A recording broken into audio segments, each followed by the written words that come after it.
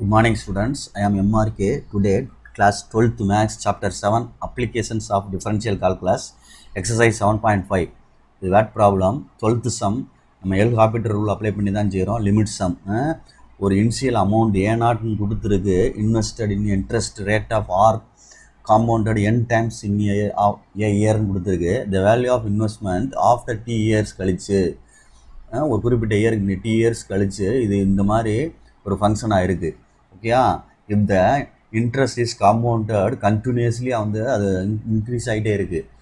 கூட்டு வட்டி அப்படின்னு சொல்கிறது n டென்ஸ் டு இன்ஃபினிட்டின்னு கொடுத்துருக்கு. அப்போ இதுதான் ஃபங்க்ஷனு. கிவன் கொடுத்ததை நான் ஃபஸ்ட்டு எடுத்துக்கிறேன். ஓகே ஸ்டூடெண்ட்ஸ், ஃபஸ்ட்டு எடுத்துக்கிறேன் அப்படின்னா A equal to A naught 1 +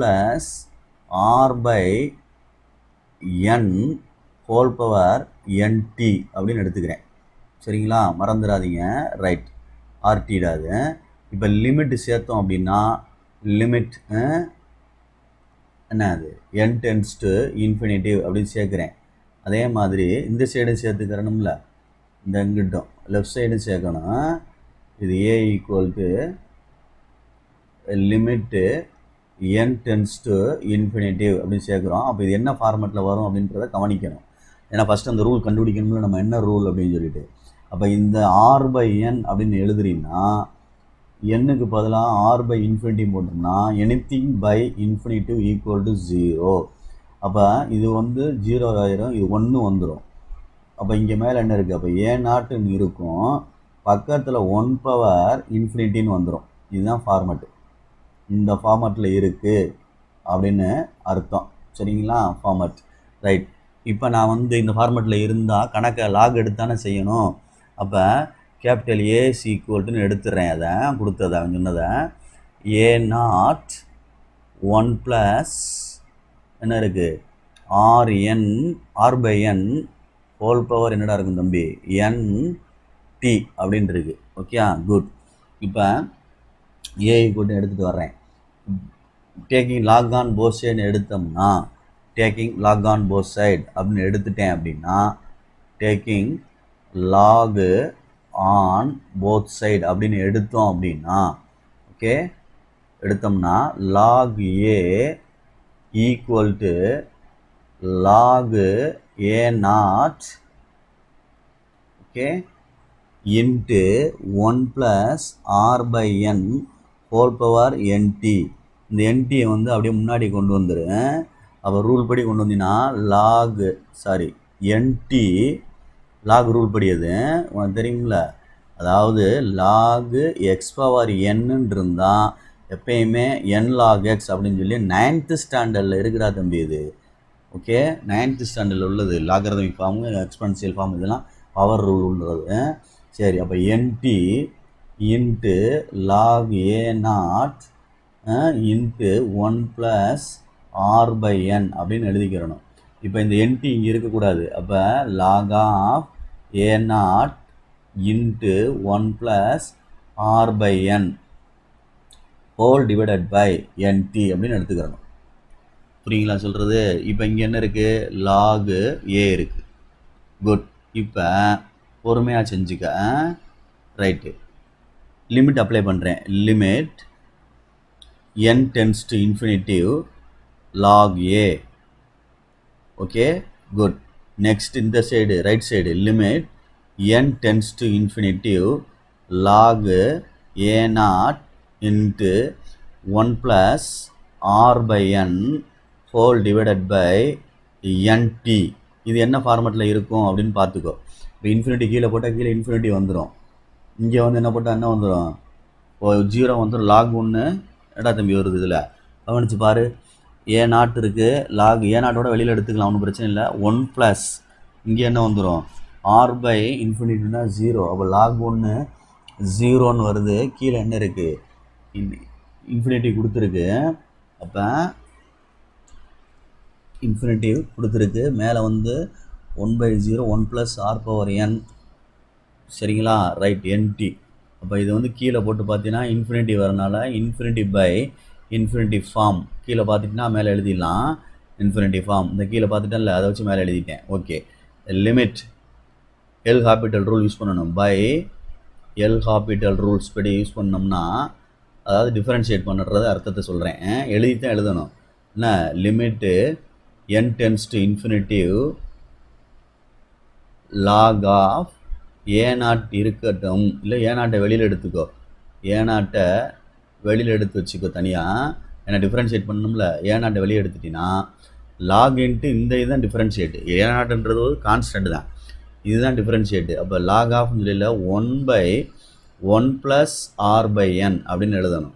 into இதுக்கு டிஃப்ரென்ஷியேட் பண்ணி பார்த்தோம்னா r/nக்கு பார்க்குறோம். நம்ம ஏற்கனவே 1/xக்கு பார்த்தோம் தெரியுமா, என்ன வந்துச்சு -1/x². அது மாதிரி r வச்சுட்டு 1/nக்கு பார்த்தோம்னா -1/n² அர்த்தம். ஹோல் டிவைடட் பை இந்த nt இருக்கு பாரு, அது nt. அப்போ டீன்னு வந்துடும்.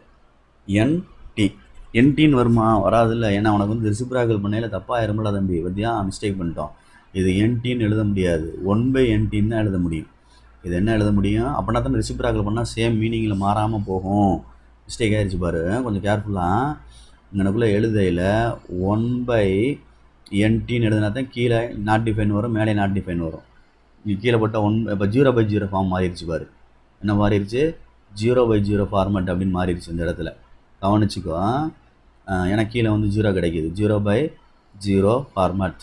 இங்கே என்ன வந்துருச்சுன்னு பார்த்துக்கோ. என்னது 1/ntன்னு இருக்குல்ல. அப்போ இதுக்கு என்னுக்கு போல் இன்ஃபினிட்டி போட்டால் டோட்டல் இன்ஃபினிட்டி 1/∞ இந்த கணக்கில் இருந்தோம்ல, எனி நம்பர் பை இன்ஃபினிட்டி என்ன வந்துடும்? 0. அப்போ 0/0 ஃபார்ம்.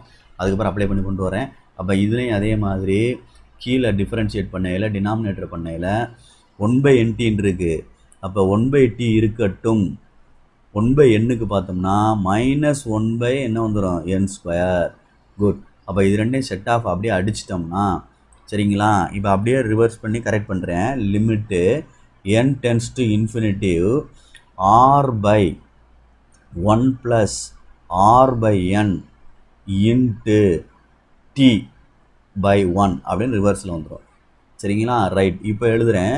லிமிட் a0 இருக்கும்ல, அது தனியாக இருக்குது. a0 limit n tends to infinitive a0 rt/1 + என்ன வருது?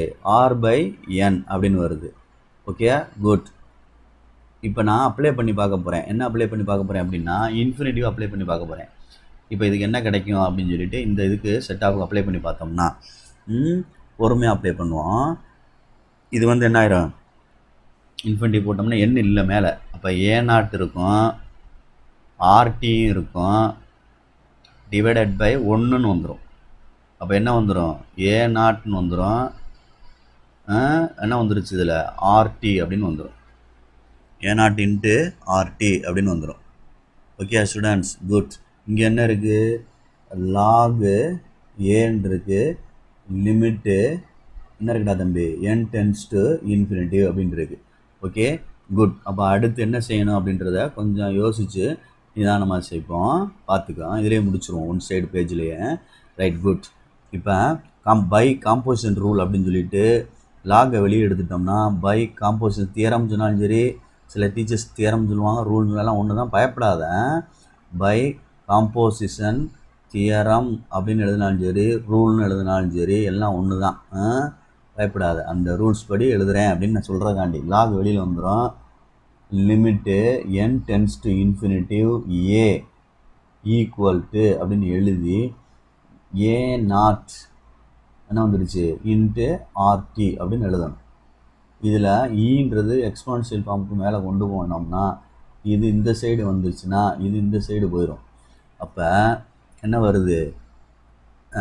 இங்கே எழுதையில் e⁻a0 rt ஈக்குவல் டு இது அப்படியே செட்டு அங்கே போயிடும். Limit n tends to infinitive a அப்படின்னு வந்துடும். n tends to infinitive a அப்படின்னு வந்துடும்.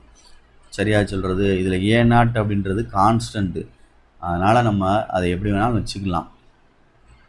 சரியா? a0 அப்படின்றது வந்து கான்ஸ்டன்ட்டு, அதனால் அப்படி இருந்தாலும் பரவாயில்ல அப்படின்றத வச்சுக்கலாம். அது உன்னுடைய விருப்பம். இது எப்படி எழுதலாம் அப்படின்னா limit n tends to infinitive a equal to a0 e power ஆர்டின்னு எழுதலாம். சரிங்களா? சொல்கிறது e பவர் ஆர்டி அப்படின்னு எழுதலாம். இப்போ a0 வந்து a0 கான்ஸ்டன்ட் தான் இது, அதனால் நம்ம பிரித்து எழுதிக்கலாம், a0ன்னு எழுதிக்கலாம். சரிங்களா? இல்லையா ஆர் பவர் டி அங்கிட்ட கொண்டு வந்துட்டு கொண்டு வந்தீங்கன்னா ஏ அப்படி தனியாக நிற்கும், உனக்கு ஒரு மாதிரியாக தெரியும் a0. அதனால தான் சொல்கிறேன், பார்த்துக்க பொறுமையாக. இல்லைன்னா a0 இங்கே எடுக்காமல் செஞ்சுக்கிட்டே வரணும். சரிங்களா? சில டீச்சர்ஸ் வந்து இதை வந்து சின்ன செம்மாக செஞ்சு கொடுப்பாங்க 11th ஃபார்முலா யூஸ் பண்ணி. ஆனால் 5 மார்க் கொடுப்பாங்களான்னு தெரியல, அதனால் நீங்கள் கேட்டுக்கிட்டு செஞ்சுக்குங்க. ஓகே ஸ்டூடெண்ட்ஸ், பார்த்து கேர்ஃபுல்லாக செஞ்சுக்க. Thank you students.